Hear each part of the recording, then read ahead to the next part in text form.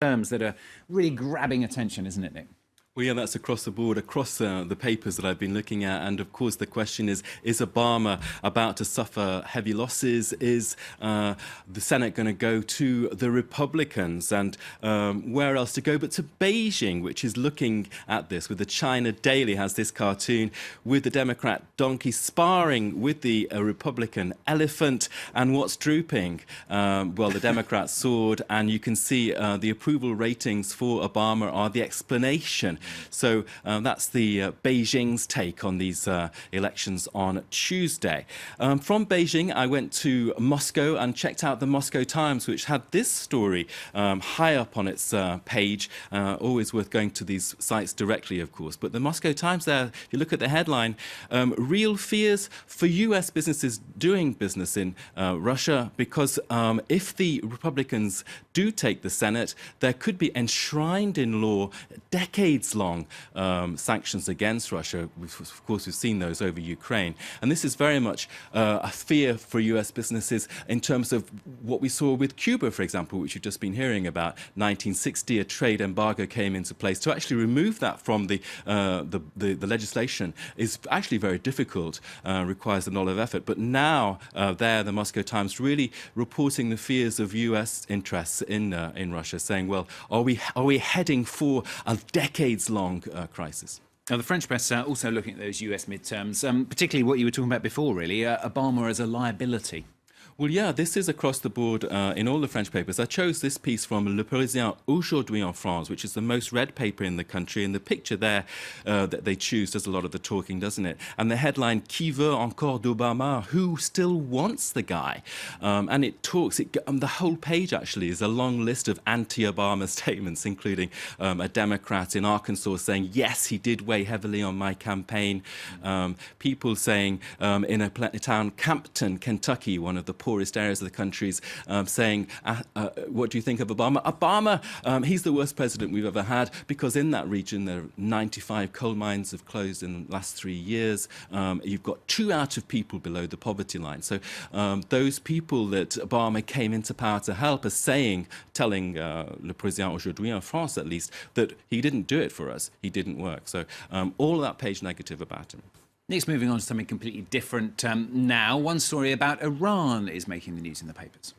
Well, this is also, again, in several papers. I chose the Sydney Morning Herald, and it's about a young woman, Gonche Ghavami, Iranian, and in June, she went to see a volleyball game. How innocent is that? On the 20th of June, she wanted to see Iran play Italy. 25 years of age, and she was arrested. She was released. She was rearrested, and her trial has taken place, and the verdict is a year in jail. She's already in jail, going through a hunger strike. Amnesty International says her sentence now is absolutely appalling. So that plight of her is getting quite a bit of attention.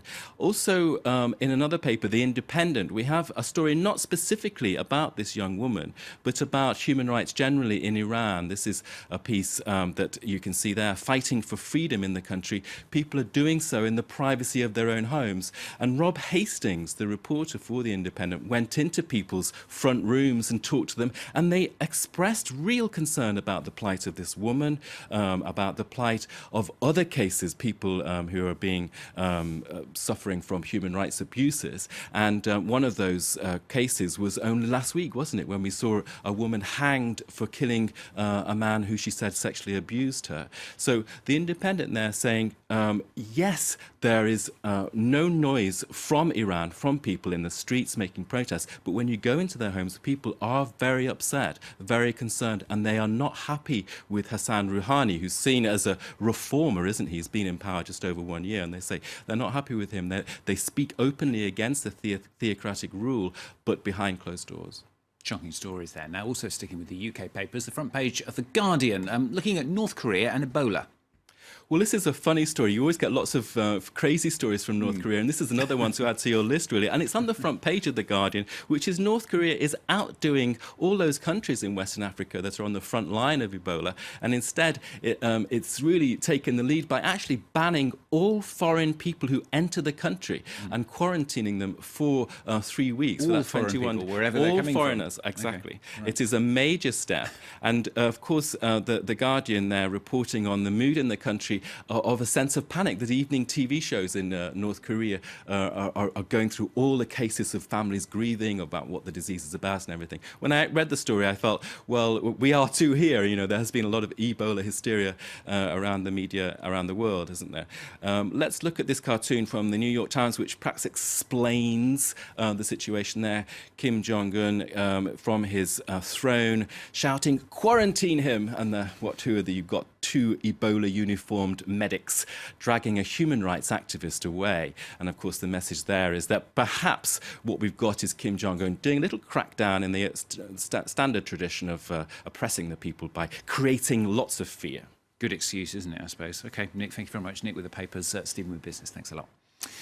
Coming up for you, of course, we've got the very latest news right after the break, plus with Barack Obama's Democrats set to lose out in midterm congressional elections this week, as Nick was just saying. We'll be looking again at Obamacare, in fact, of course, hated by Republicans, but hard to repeal. Many say it is, well, just working.